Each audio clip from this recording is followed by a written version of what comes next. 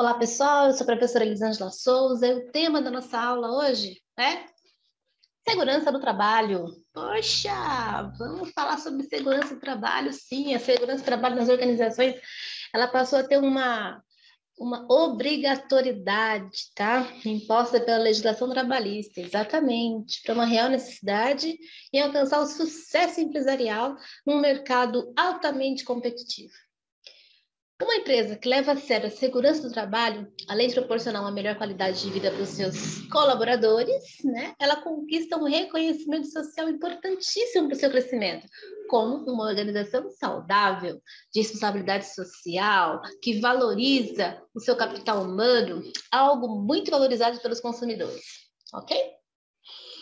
A segurança do trabalho, gente, é uma ciência. Sim, é uma ciência que estuda as possíveis causas dos acidentes e incidentes originados durante a atividade do trabalhador dentro da empresa, tá?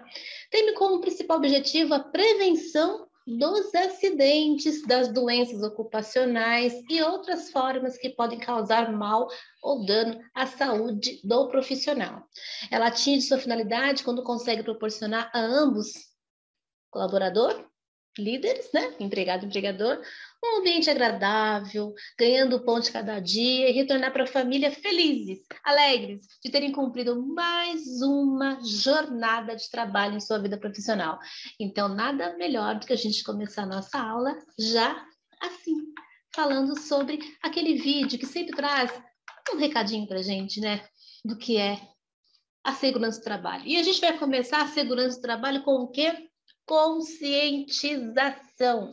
Isso, a gente precisa tomar consciência dos meus deveres, dos meus direitos. Como nós já vimos em aulas passadas, mas a gente agora vai se conscientizar da prevenção. Melhor prevenir do que remediar, certo? Bora pro vídeo? Bora pro vídeo.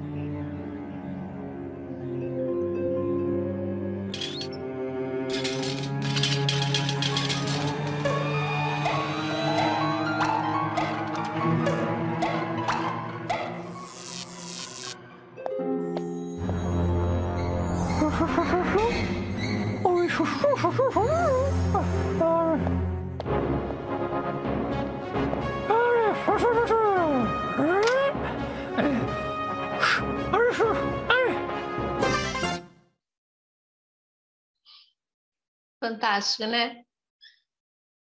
Eu acho show, com certeza, esses vídeos, gente, que ajuda a gente a observar, né? Vocês viram ali todo um processo, tudo errado no começo, não pode isso, não pode aquilo. E a segurança, gente, tem que estar em primeiro lugar, né? Você viu ali a goteira? Nossa, ali a gente fala até de comportamento, viu, gente? A gente fala de competência ali comportamental, que é olhar o outro ali, certo? Mas é isso aí, vamos então para a legislação aplicada à segurança do trabalho.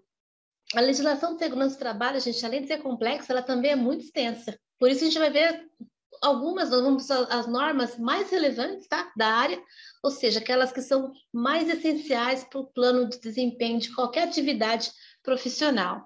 Mas tem toda uma história, um aparato sobre a legislação que eu acho que é bacana a gente assistir toda essa evolução, né, da legislação aqui. Então eu vou convidar vocês para assistirem com a gente agora, bora para o vídeo, e vamos ver agora então a legislação, ok?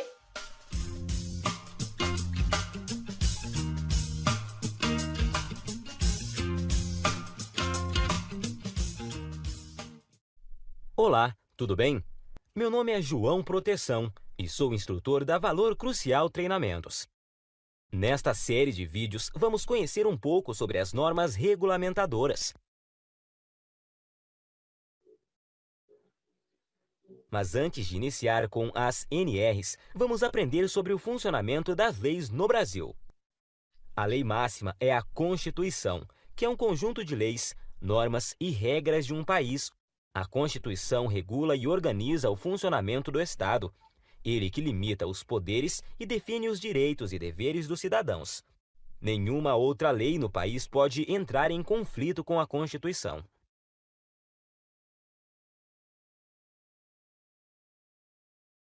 Depois da Constituição, vêm as leis complementares. A Constituição brasileira prevê que esse tipo de lei é necessária para regulamentar assuntos específicos.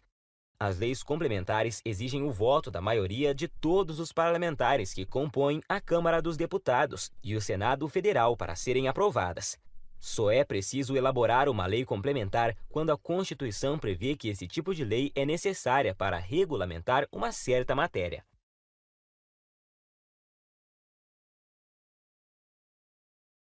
Temos também as leis ordinárias. São as leis típicas ou mais comuns e são aprovadas pela maioria dos parlamentares da Câmara dos Deputados e do Senado Federal presentes durante a votação da matéria.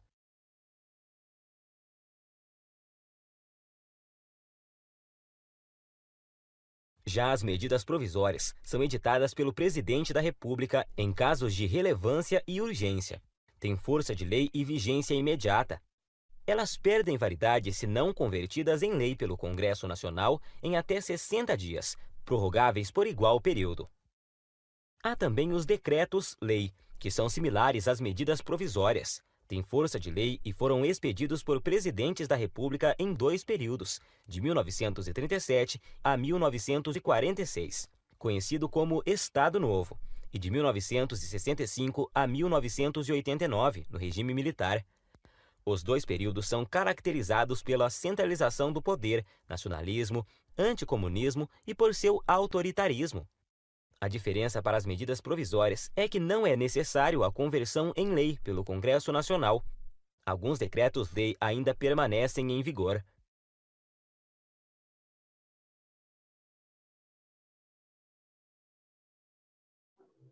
Temos ainda os decretos regulamentadores, que não são leis, mas sim complementares à lei e têm por finalidade facilitar a sua execução, complementando-as em seus detalhes, sem alterar sua essência. O Poder Executivo é responsável pelos decretos regulamentadores, pois tem a função de dar execução às leis criadas pelo Legislativo. Similar ao regulamento, temos os demais atos normativos, portaria, resolução e deliberação que, diferente do decreto regulamentar, se restringem ao âmbito de atuação do órgão que os expede, como, por exemplo, o Ministério do Trabalho regulamentar sobre as leis trabalhistas. Desta forma, temos o decreto regulamentar que regulamenta a lei e dispõe sobre a organização da administração pública. A portaria, que é um ato administrativo a fim de esclarecer ou informar sobre o ato ou evento realizado internamente em órgão público. A portaria também traz instruções acerca da aplicação de leis ou regulamentos. A resolução, que é uma norma jurídica destinada a disciplinar assuntos do interesse interno do Congresso Nacional. E a deliberação, que é uma resolução tomada após uma reflexão e/ou debate, que é usado como referência para novas decisões.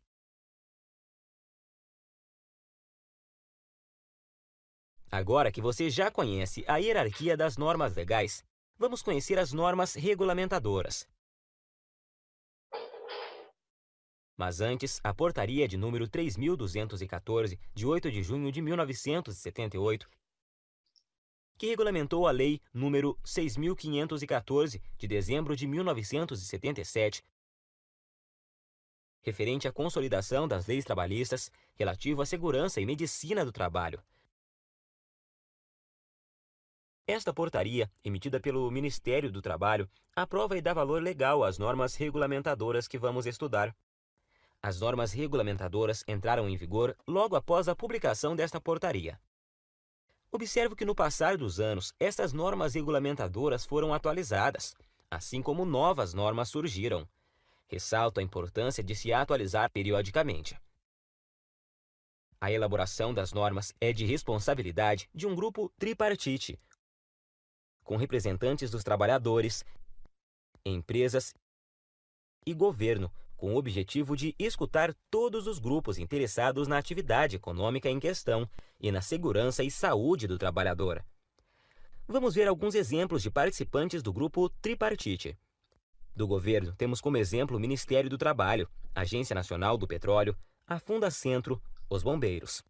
Dos empregadores, temos a Confederação Nacional do Comércio, da Indústria, da Agricultura. Como representantes dos trabalhadores, temos como principal exemplo os sindicatos como a Força Sindical, a CUT, a União Geral dos Trabalhadores.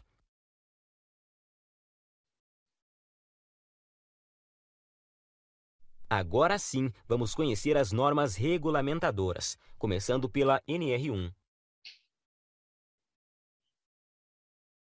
A Pessoal, NR1 aqui nós estabelece o vamos campo. falar das 4 primeiras aqui. Nesse vídeo eu vou deixar ele até o final para vocês conhecerem as 4 finais.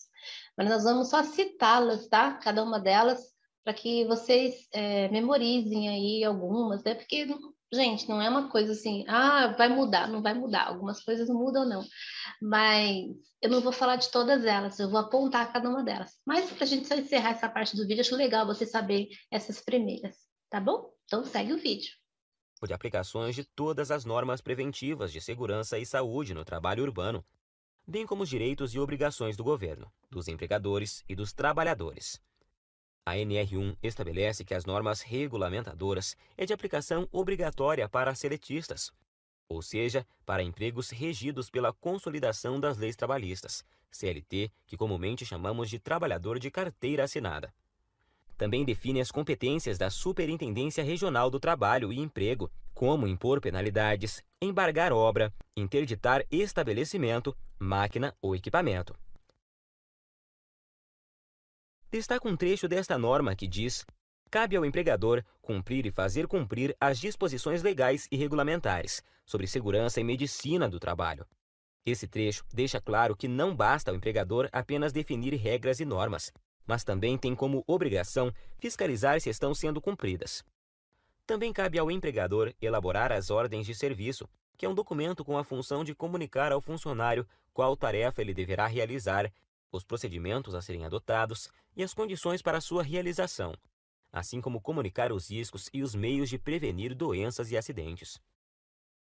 A norma dispõe também sobre as obrigações do trabalhador, como cumprir as disposições legais sobre saúde e segurança do trabalho, utilizar os EPIs, submeter-se aos exames médicos e colaborar com a empresa na área de saúde e segurança no trabalho.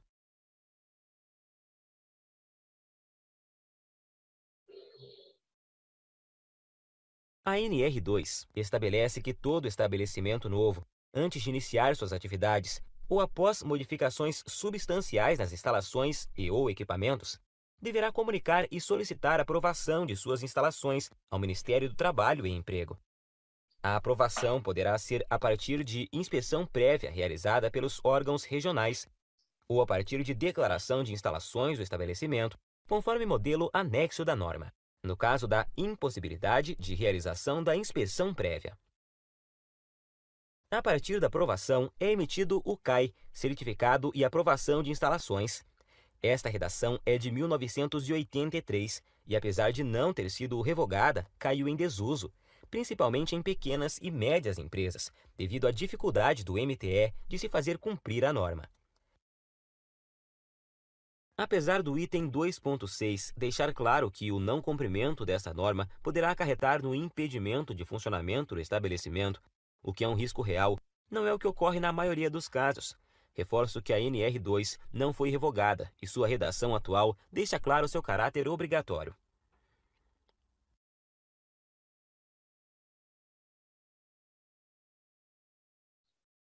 A NR3 estabelece as situações em que as empresas se sujeitam a sofrer paralisação de seus serviços, máquinas ou equipamentos, bem como os procedimentos a serem observados pela fiscalização trabalhista na adoção de tais medidas cautelatórias, ou seja, não é uma medida para punir a empresa, mas sim para garantir a segurança e saúde dos trabalhadores.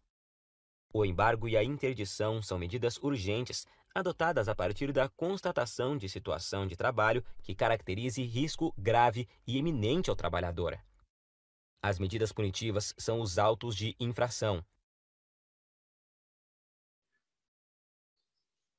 Esta é apenas nossa primeira aula do tema normas regulamentadoras. Ok. Vamos voltar ainda falando aqui sobre a legislação, tá bom? Como ele falou, Constituição Federal de 88, né, que em seu capítulo 2 dos direitos sociais, artigo 7º, incisos 22º, 23º, 28º e 33º, dispõe especificamente sobre segurança e saúde dos trabalhadores, tá? Então, como a gente falou da lei, a Lei 8.203, de 24 de julho, dispõe sobre os planos e benefícios da Previdência Social. A de 6.514, de 22 de dezembro de 97, ela altera o capítulo 5 do título 2º da CLT. Isso é relativo à segurança e medicina do trabalho. E o Decreto-Lei 5.452, de 10 de maio de 1943, que é a consolidação das leis de trabalho, que é lá referente à CLT. E a portaria 3.214, né, 3.214, que é de 8 de junho de 78, ela aprova as normas regulamentadoras no capítulo 5, título 2º, né? Tudo isso relativa à segurança e medicina do trabalho. Tá bom? Essa portaria ela é considerada pelos profissionais da área como a Bíblia da Segurança do Trabalho. Por quê? Porque ela contém verdadeiros mandamentos de proteção ao trabalho e prevenção de acidentes. Atualmente, há 35 normas regulamentadoras. Por isso que eu falei que a gente não vai ver todas aqui, mas eu vou falar uma a uma aqui, qual que a gente... Vocês já viram as primeiras aqui, as 4 primeiras, né? Que é a NR1, que é as disposições gerais, a NR2, que é a inspeção prévia, a NR3, que é o embargo e interdição, e a NR4, que é o serviço especializado em engenharia, segurança e medicina do trabalho. A gente vai ver também daqui a pouquinho um vídeo bem bacana sobre assessment. Bom, a NR5 é a Comissão Interna de Prevenção de Acidentes, a CIPA. A gente vai ver daqui a pouquinho também, tá bom? Sobre isso. E outra coisa, gente, muito importante, tá? Para vocês.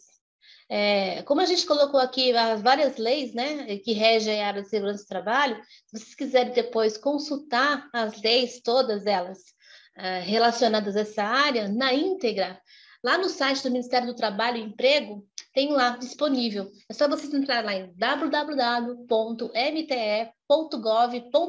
e vocês vão ter todas essas normas lá já atualizadas. Fica a dica aí para vocês, tá bom? A NR6 é equipamentos de proteção individual, que são os EPIs. A NR7 é Programa de Controle Médico de Saúde Ocupacional, que é o PCMSO. A NR8 fala sobre edificações. A NR9 fala sobre o Programa de Prevenção de Riscos Ambientais, PPRA. A NR10 fala sobre segurança em instalações e serviços em eletricidade. A NR11, ela fala sobre transporte, movimentação, armazenagem e o manuseio de materiais. A NR12 fala sobre segurança no trabalho em máquinas e equipamentos. A NR13 fala sobre caldeiras e vasos de pressão. A NR14 fala sobre os fornos. A NR15, ela fala sobre atividades e operações insalubres. A NR16 fala sobre atividade e operações perigosas. A NR17 fala sobre ergonomia. A NR18 vai falar sobre condições e meio ambiente de trabalho na indústria da construção. A NR19 fala sobre os explosivos. A NR20 fala sobre líquidos, combustíveis e inflamáveis. A NR21 fala sobre trabalho a céu aberto. A NR22 fala segurança e saúde ocupacional na mineração. A NR23 fala sobre a proteção contra incêndios.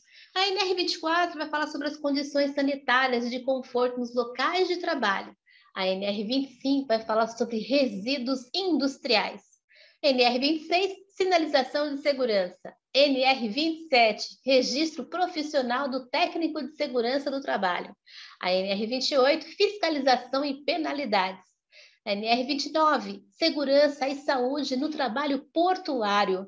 NR30 fala sobre segurança e saúde no trabalho aquaviário. NR31 fala sobre segurança e saúde no trabalho na agricultura, pecuária, silvicultura, exploração florestal e aquicultura. A NR32 fala sobre segurança e saúde no trabalho em serviços de saúde. NR33 fala sobre segurança e saúde nos trabalhos em espaços confinados. A NR34 ela fala sobre condições e meio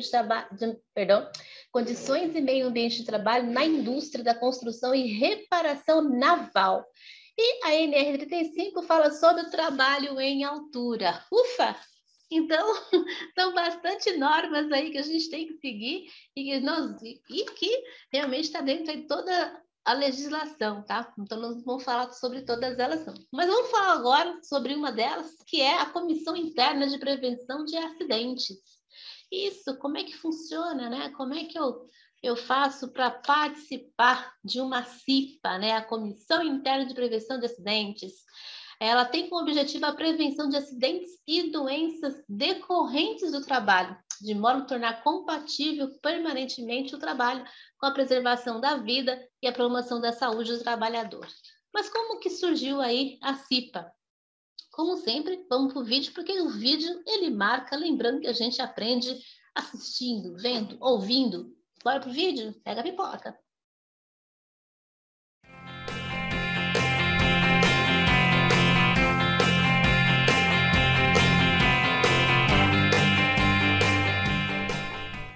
Olá, tudo bem? Vamos iniciar nossos estudos sobre a CIPA, que é a Comissão Interna de Prevenção de Acidentes. Em nossa plataforma de ensino, você vai encontrar nosso material de apoio, exercícios de fixação, mais cursos online, e-books, vídeos para usar em seus treinamentos e muito mais. Vem com a valor crucial na busca por mais saúde e segurança no trabalho. Não se esqueça de se inscrever em nosso canal do YouTube e deixar seu like em nossa página do Facebook. A CIPA tem como principal objetivo desenvolver a prevenção de acidentes e doenças provenientes do trabalho, tornando compatível permanentemente o trabalho com a preservação da vida e promoção da saúde do trabalhador. A CIPA é um mecanismo interno que contribui com o SESMIT, o serviço especializado em engenharia de segurança e em medicina do trabalho, na redução do número de acidentes de trabalho, além de atuar na conscientização dos profissionais e na fiscalização dos departamentos e dos requisitos básicos de segurança. A CIPA conta com uma equipe com membros selecionados tanto pela empresa quanto pelos colaboradores em votação, tornando assim um dos principais meios de se estabelecer o diálogo entre os colaboradores e empregadores. Dessa forma, a CIPA é uma comissão democrática em que todos os lados da relação possam ser representados e ouvidos. Mas, quais empresas devem constituir CIPA? As CIPAs devem ser constituídas e mantidas por estabelecimento. Em empresas privadas, públicas, sociedades de economia mista, órgãos da administração direta e indireta, instituições beneficentes, associações recreativas, cooperativas, bem como outras instituições que admitam trabalhadores como empregados. É importante ressaltar que a CIPA deve ser organizada por estabelecimento, ou seja, uma mesma empresa com 2 estabelecimentos no mesmo bairro devem analisar a necessidade e dimensionamento de uma CIPA por estabelecimento. Quando verificado a não obrigatoriedade de se constituir a CIPA, a empresa deve designar um profissional para receber o treinamento obrigatório de 20 horas, assim como exercer o papel da CIPA na busca do cumprimento dos objetivos da NR5 em preservar a vida e promover a saúde do trabalhador. A NR5 é a norma regulamentadora da CIPA. As empresas instaladas em centro industrial ou comercial, como um shopping, por exemplo, estabelecerão através de membros da CIPA ou designados para a função mecanismos de integração entre as empresas com o objetivo de promover o desenvolvimento de ações de prevenção de acidentes e doenças decorrente dos ambientes e instalações de uso coletivo, podendo contar com a participação da administração do centro comercial ou industrial.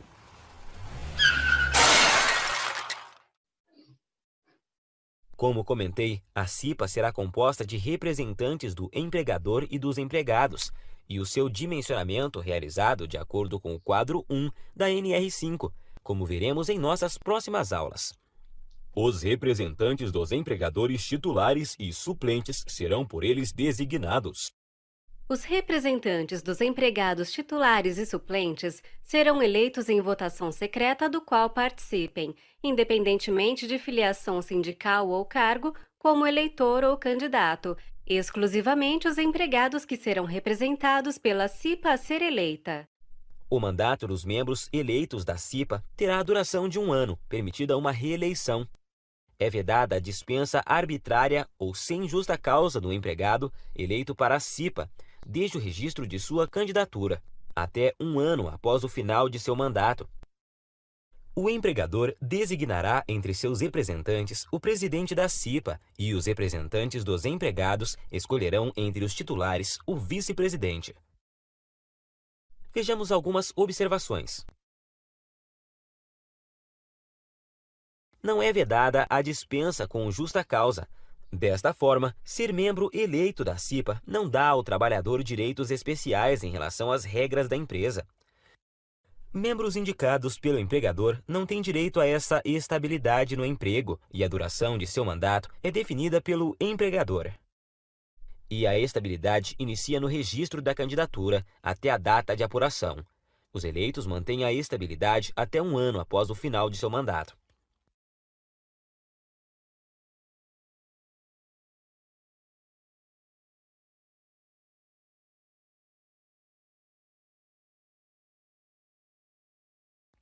Vamos conhecer agora as atribuições da CIPA.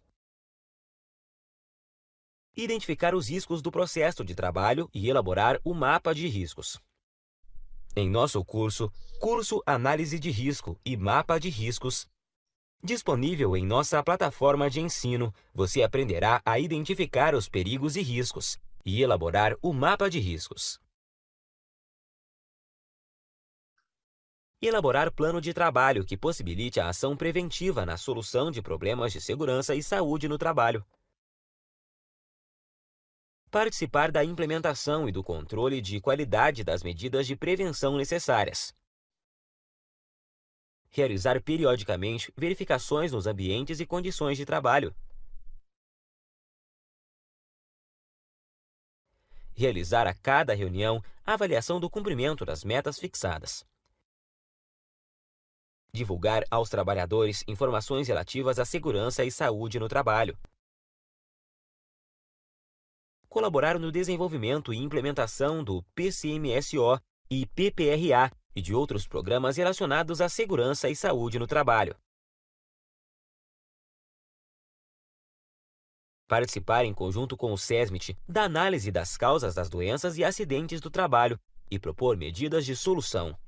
No curso Investigação de Acidentes do Trabalho, disponível em nossa plataforma, você aprenderá de forma fácil e rápida a desenvolver uma análise de acidente do trabalho eficaz e precisa. Promover anualmente, em conjunto com o SESMIT, a Semana Interna de Prevenção de Acidentes do Trabalho, CIPAT. Participar anualmente, em conjunto com a empresa, de campanhas de prevenção da AIDS e outras doenças transmissíveis. Cabe ao empregador proporcionar aos membros da CIPA os meios necessários ao desempenho de suas atribuições, garantindo tempo suficiente para a realização das tarefas constantes do plano de trabalho.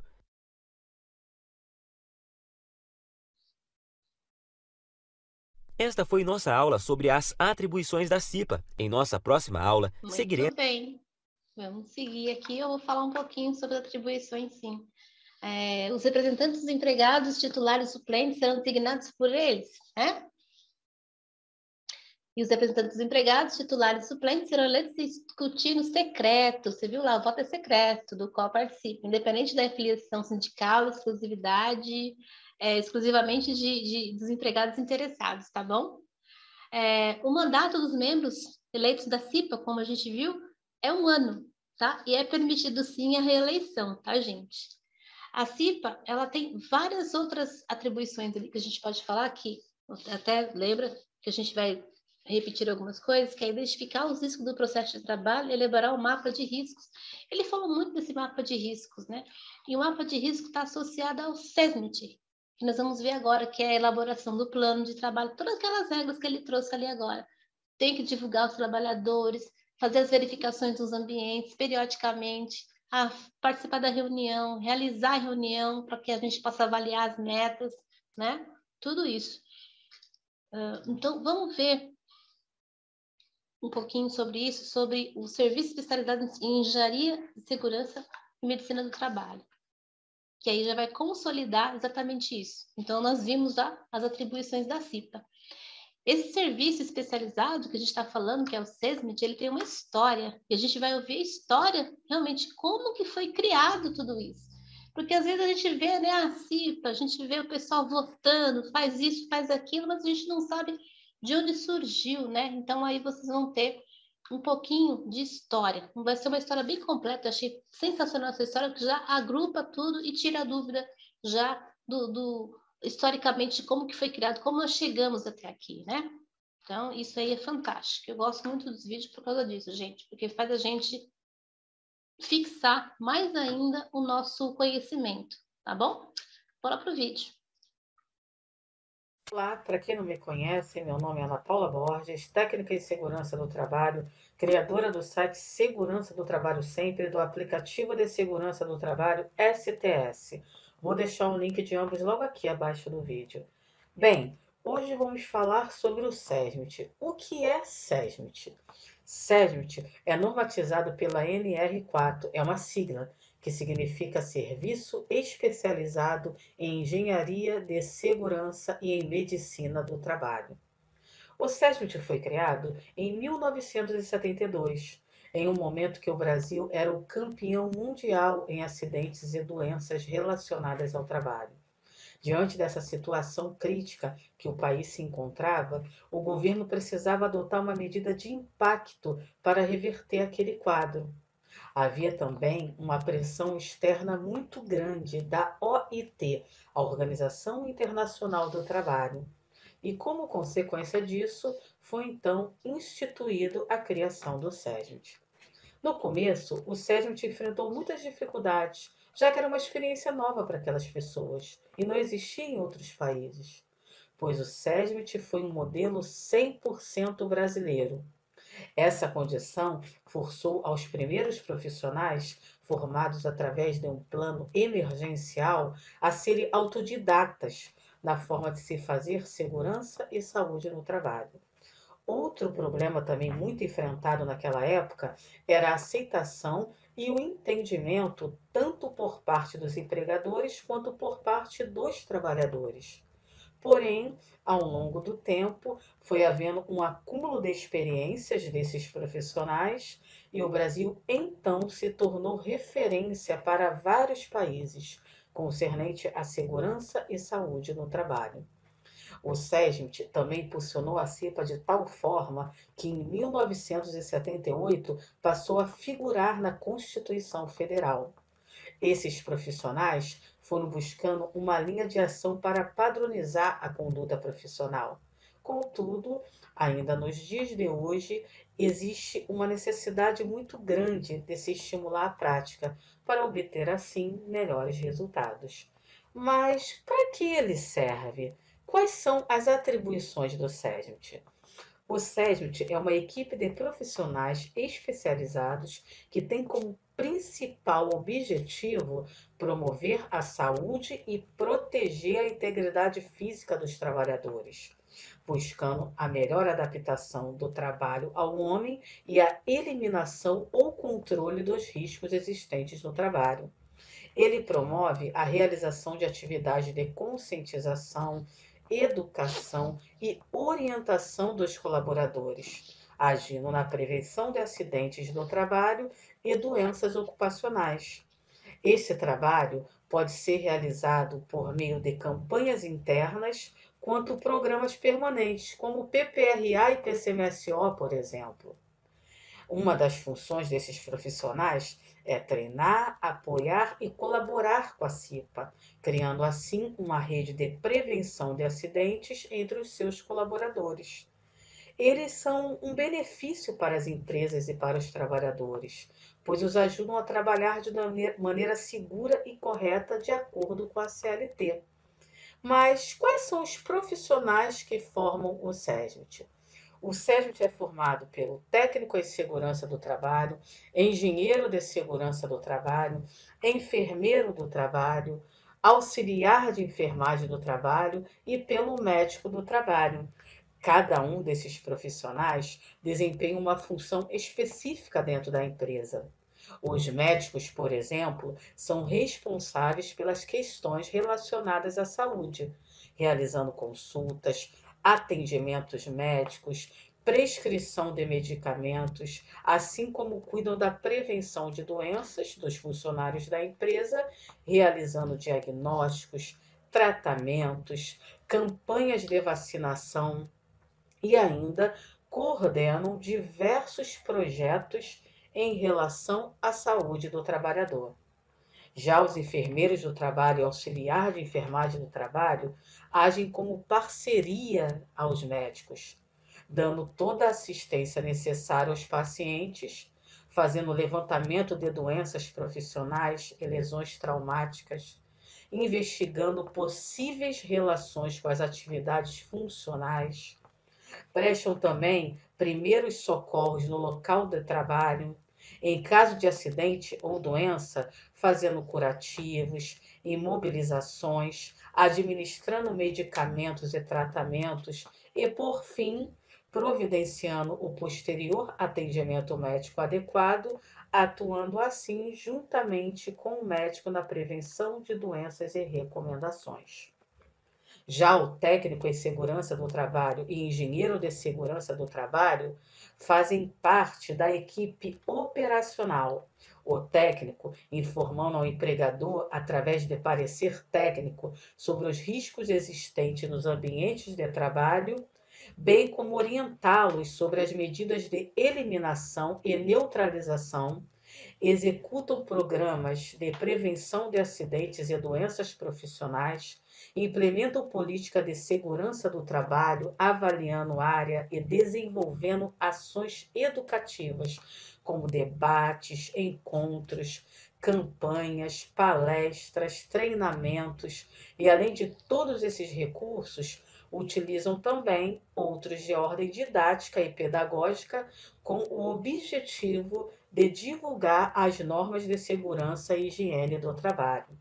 Já os engenheiros de segurança do trabalho são responsáveis por supervisionar, coordenar e orientar tecnicamente os serviços de engenharia de segurança do trabalho, estudando as condições de segurança do trabalho das máquinas e equipamentos, bem como as instalações em geral, emitindo parecer técnicos, laudos, realizando perícias, analisando os riscos, falhas, investigando causas de acidentes e, finalmente, propondo medidas preventivas e corretivas. Bem, essas são apenas algumas das atribuições dos profissionais do SESMIT. Como você viu, é de suma importância o SESMIT nas empresas, pois, além dessa equipe de profissionais contribuírem para a empresa cumprir com o que determina a legislação, eles evitam também acidentes e doenças entre os trabalhadores e, consequentemente, trazendo benefícios tanto para os trabalhadores quanto para a própria empresa, reduzindo despesas, por exemplo. E para finalizar nosso vídeo, se você quer aprender como definir a quantidade de profissionais do SESMIT que necessita para sua empresa ou determinada empresa, é necessário fazer o dimensionamento do SESMIT. E temos um vídeo aqui no canal ensinando a fazer o passo a passo desse dimensionamento. Muito legal. Exatamente isso aí, pessoal. Viu a importância de cada profissional, cada um, né? Fazendo o seu papel ali. Então, pessoal, o Serviço Especializado em Engenharia de Segurança e Medicina do Trabalho, SESMIT, é, em resumo, uma equipe de profissionais que possuem os conhecimentos técnicos de segurança do trabalho, e a equipe é formada por esses profissionais que foram apresentados. Nós temos lá o engenheiro de segurança do trabalho, né? Ou não, a gente fala de engenheiro ou arquiteto, né? Ele é uma pessoa que estudou, claro, né, gente? É engenheiro, né? E ele tem um certificado de conclusão do curso de especialização em engenharia de segurança do trabalho em nível de pós-graduação. Olha que bacana para vocês aí que se interessarem, né, entrar na área da segurança do trabalho, já vai pensando no futuro. Olha, você pode se tornar um engenheiro, um médico do trabalho, né, que é aquele que tem lá o certificado de conclusão do curso também de especialização. O médico, ele é especialista em medicina do trabalho, também lá em pós-graduação, tá? Ou ele pode ter residência, tá, gente? Médica na área da conservação de saúde do trabalhador, tá bom? Isso também pode ser utilizado também, tá? Ou enfermeiro, que a gente viu, que é o enfermeiro que também tem que ter o curso de enfermagem do trabalho, tá vendo que é uma coisa bem específica mesmo, tá ok? E tem que ser ministrado pela faculdade, uma universidade que tem esse curso de graduação de enfermagem. O auxiliar de enfermagem também do trabalho, ele pode ser um técnico ou um auxiliar, né? E ele tem que ter aquele certificado de conclusão de curso de qualificação de auxiliar de enfermagem, mas também do trabalho. E a instituição tem que ser reconhecida e autorizada pelo Ministério da Educação.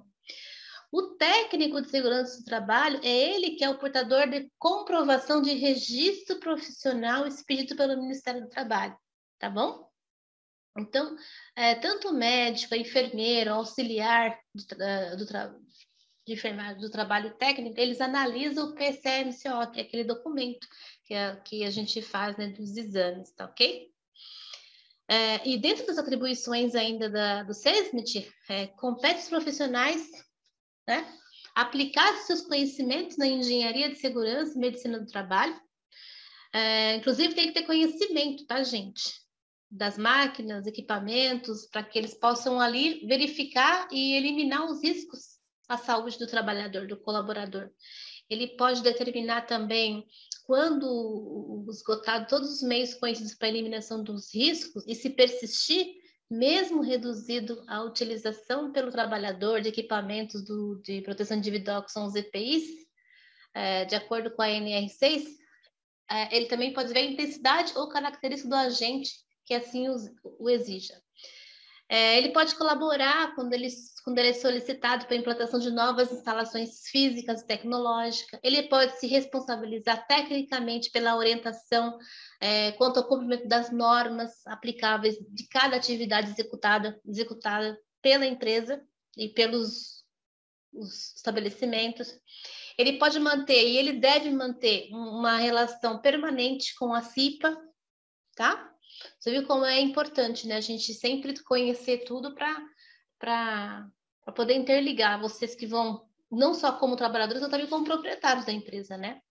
Promover a realização de atividades de conscientização foi o que nós fizemos aqui primeiro. Nós primeiros conscientizamos do que a gente ia falar sobre segurança do trabalho, esclarecer as pessoas, né, os colaboradores sobre o acidente do trabalho. Nós vimos no primeiro vídeo lá que a gente falou da conscientização, né? Você viu, tem sempre um líder ali puxando, vendo, né, tal, e falando tem que ser feito, né? Analisar, registrar, documentar, tudo isso. Lembrando que com o e-social, que a gente vai falar daqui a pouquinho, vou trazer um resumo rápido sobre o e-social. Está em voga, está muito em voga agora, porque há uma necessidade de mandar o material, de mandar documentação para o e-social.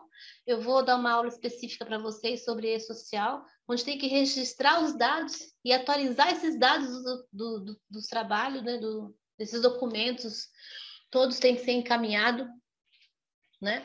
Tudo isso, gente, é atribuição de quem está ali, de toda essa equipe, né, que forma o SESMIT, ok? Manter os registros todos dos colaboradores atualizados, né? As atividades também dos profissionais de segurança do trabalho são extremamente sobre prevenção, tá? Claro, gente, se tiver o atendimento de emergência, quando for necessário, tem que ser feito. Mas se eles já trabalharem juntos, em equipe, elaborando seus planos de controle, o plano estratégico para evitar acidente, tudo isso já ajuda no processo lá, tá? Eu falo isso porque meu esposo já trabalhou em empresa e eu estou falando por conhecimento de causa, tá? Que eles, quando surgia algum acidente ocasionável, alguns deles tinham um negócio que eles faziam na empresa chamado Árvore das Causas. Eu sempre rio quando ele fala isso para mim. A Árvore das Causas é fazer realmente todo o trajeto, por que ocorreu aquele acidente. E uma coisa que o palestrante falou lá uma vez para o meu esposo é que, gente, dentro de um acidente tem sempre um culpado. Tem sempre um culpado, tá? Não existe um acidente assim, aconteceu um acidente, não. Alguém pisou na bola, alguém fez caquinha, entendeu? Alguém fez alguma coisa que não devia ali. Então, é importante a gente saber, né? Você vê o caso da goteira lá, né? Só o ratinho que percebeu que tinha uma goteira lá. Ninguém se preocupou com aquilo, né? Então, por que alguém é responsável? Quem é responsável pela manutenção? Né? Então, tudo isso, essa equipe, ela tem que ser uma equipe de gestão, uma equipe gestora disso. Tá ok?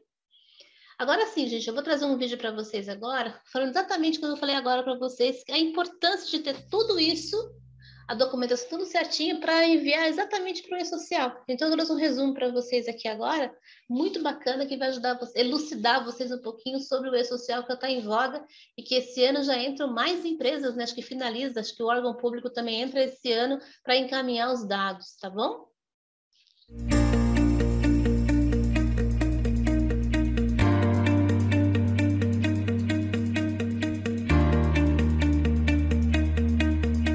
Olá, meu nome é Thiago Pavan, sou especialista em HCM da Compliance e hoje eu vou falar um pouquinho sobre SESMIT. O SESMIT é um conjunto de legislação que envolve a saúde e segurança do trabalhador. Então, nós temos várias NRs, que são as normas regulamentadoras, e nós temos algumas obrigações que surgem daí, como PCMSO, PPRA e assim vai. Então, eu acredito que hoje o SESMIT é tão ou mais importante que qualquer área da empresa. Por quê? Porque, além de cuidar da saúde e segurança dos trabalhadores, é uma área nova de envio de informações da indústria social. Antes a gente esperava a fiscalização vir e verificar a documentação, e agora nós vamos ter que passar a mandar informações dentro do social, como por exemplo o ASO, seja admissional, demissional, de mudança de função, como várias outras informações. Eu acredito que nesse momento a maior alteração que houve para a área de medicina e segurança das empresas nos últimos tempos é o e-social. Por quê? Porque as pessoas agora das empresas, os profissionais vão ter que enviar informações, cumprir os prazos da legislação com rigor maior e também estar integrado com outras áreas, como por exemplo o RH, o TI das empresas. Por quê? Porque antes a gente esperava a fiscalização, mas agora nós vamos ter que passar a mandar informações periodicamente todos os meses. Eu tenho certeza que o principal desafio do SESMIT hoje é o e-social. É o e-social por quê? Porque é uma novidade para esses profissionais que trabalham com SESMIT, seja ele das empresas quanto prestadores de serviço como clínicas, engenheiros de trabalho, etc.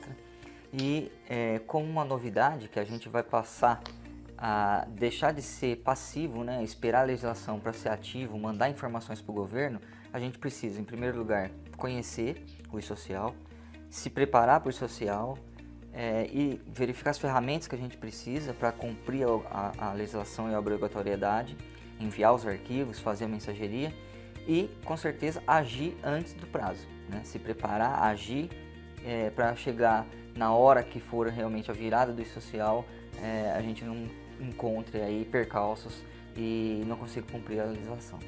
Como que os profissionais de SESMIT podem se preparar para o e-social? Em primeiro lugar, conhecer o que é o e-social, conhecer prazos, conhecer a parte de legislação, conhecer a parte do que precisa ser enviado e em que data. E para isso, a principal fonte com certeza é o site do governo, que é o portal do e-social. Depois disso, eu acredito que os processos precisam ser revistos internamente nas empresas ou também pelos prestadores. Tem empresas que possuem SESMIT interno, tem empresas que possuem SESMIT terceirizado. Então, verificar essa relação, seja interna ou com os prestadores de serviço. Se nós temos todas as informações, se nós temos as informações no prazo, que às vezes a gente faz um exame, por exemplo, e o resultado desse exame não chega antes da contratação. Depois disso, verificar se nós temos ferramentas para enviar informações para o governo, ou seja, será que a nossa mensageria tem todas as informações? Será que nós estamos integrados aí, estamos conversando com o nosso prestador de serviço? Será que ele está apto a nos mandar as informações? E depois disso realmente nos preparar para ter essas informações, fazer um exercício aí prévio, utilizar a base teste do governo antes do prazo para chegar na hora e não ser pego de surpresa. Eu acredito que os benefícios para quem trabalha com isso vai ser, em primeiro lugar, ter valorizado a sua profissão. Segundo, para as pessoas, dos trabalhadores, vai ficar uma relação muito mais clara, né? A gente vai ter certeza que as informações estão sendo enviadas para o governo, os prazos estão sendo cumpridos e a legislação está sendo cumprida como um todo. Bom, resumindo, o que eu indicaria para as empresas e para os profissionais de SESMIT. Em primeiro lugar, verificar ter uma foto de como que a gente está hoje, ou seja, nós temos todas as informações, nós estamos preparados para agir, para cumprir a legislação, para cumprir essa nova obrigação. Se a gente não está nessa foto, o que a gente precisa fazer? Será que a gente tem um comitê voltado para o e-social? Será que as pessoas, os profissionais de SESMIT estão engajados com essa mudança? Será que eles estão participando, por exemplo, do comitê de social? Será que eles conhecem o que precisa ser feito? Já estão se preparando? Se não está se preparando, eu acho que já está um pouquinho atrasado. Mas ainda dá tempo, porque a obrigação foi novamente postergada, mas eu acredito que ela vai existir, pode ser que seja simplificado, mas vai existir. Então a gente não pode deixar isso de lado agora porque foi postergado o prazo, tem que continuar atentos e agir antes do prazo. É isso aí, pessoal. Tem lá o portal, pode entrar no portal se vocês tiverem curiosidade, né, de conhecer um pouco mais sobre o e-social, que está ajudando aí todo o controle e gerenciamento. Na verdade, ele vai gerenciar tudo isso dentro do governo. Existe uma tabela, né, de entrega, existe prazo, sim, para fazer entrega. Eu digo para vocês, profissionais de recursos humanos, tá? A gente tem aí alunos da área de recursos humanos, prestem muita atenção. O elo para que o e-social funcione, né, que as informações sejam levadas, está dentro dos recursos humanos. É o RH que monta a estratégia para que ela possa lançar os dados dentro do sistema. Por quê? Porque o sistema, dependendo do sistema que você não tiver um sistema integrado, um sistema dentro da empresa, que roda dentro da empresa, é o RH o responsável por isso. Tá? Tem lá dentro dos sistemas de folha de pagamento, tem lá um espaço que é só da segurança do trabalho, onde ele tem que lançar os dados lá, entendeu? E lembrando que, gente, é uma responsabilidade tanto da empresa quanto de vocês, enquanto SESMIT, a equipe que vai gerir isso, né, que a gente fala que é uma comissão que é responsável por isso, tá bom? Então, é importante vocês terem esse conhecimento sobre o e-social, a importância dele, exatamente para isso, para não perder esses prazos. Porque a multa, gente, para lançar esses dados, ela é dolorosa.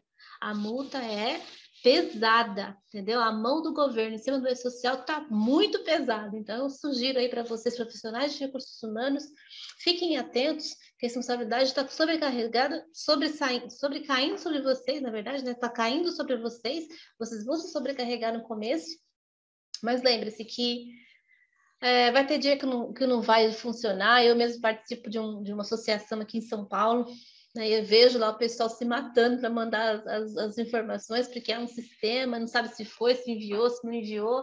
Então, tem que tomar muita responsabilidade. E é uma função que está aí dando muitas oportunidades para vocês. Dentro do RH existem várias funções.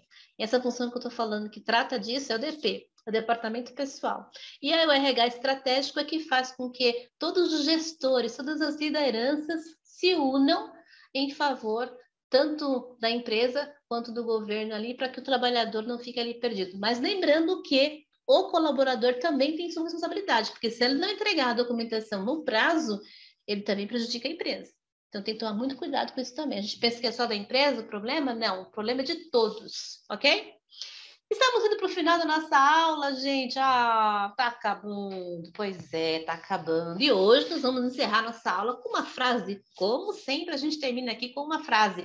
E hoje eu peguei lá a frase da Petrobras, gente. Nosso petróleo brasileiro. Nenhum trabalho será tão urgente ou importante que não possa ser planejado e executado com segurança. Aí, pessoal, frase extraordinária. Gostei muito dessa frase hoje, escolhi ela especialmente para vocês. Então, fica a dica aí para vocês. Gratidão a todos, eu sou a professora Elisângela Souza. Pessoal, este foi o conteúdo deste vídeo e até a próxima. Tchau, pessoal!